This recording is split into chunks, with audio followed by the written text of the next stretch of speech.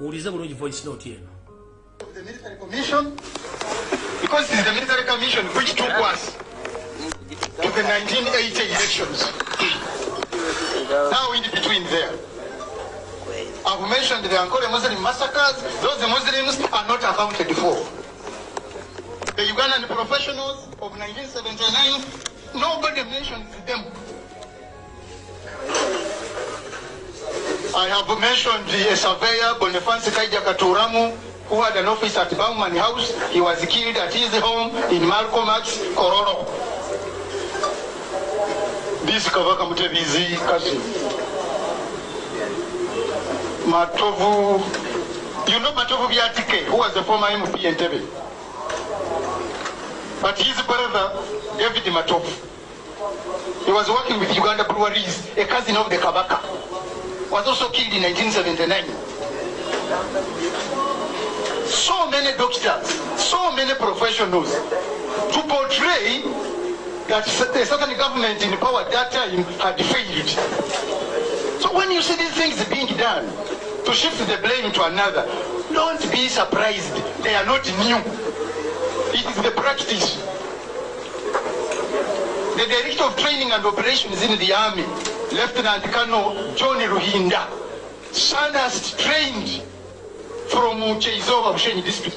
You have the command of the army, Tito Kello. You have the chief of staff, Oito Jog. You have the Director of Training and Operations, Lieutenant Colonel Ruhinda. I've told you there was screening of the forces which took place in Kavamba, because foreigners had over 10,000 troops. The unfortunate part of it, Fred Gisa Rwigema was dismissed from the Uganda National Liberation Army because he was not a citizen. I want you to know it. He remained here at the public house as a driver of the Minister of State for Defense.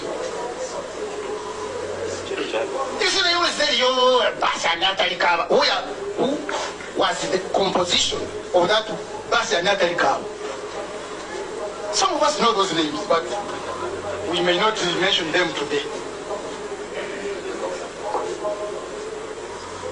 Then eventually they went to rebellion. 5 years, Gisar Rwigema, RAO 15, comes back when the M7 is being sworn in at parliamentary buildings on the 29th of January 1986. The topmost commander was RAO 15, Fred Gisa Rwigema. Deputy Commander, NRA. Tumwina was not there. Nobody should tell you a lie. He had participated in the peace talks in Nairobi. But now when we were swearing Museveni in Kampala, I didn't see him. At least I saw Rwigema putting on a prison's cap. With my own eyes, Museveni being sworn in at the parliamentary steps, the opening parliamentary steps. So the topmost commander was Rwigema. In the reshuffle, another reshuffle, he becomes the Deputy Minister of Defense. In another reshuffle and whatever, he goes to his country.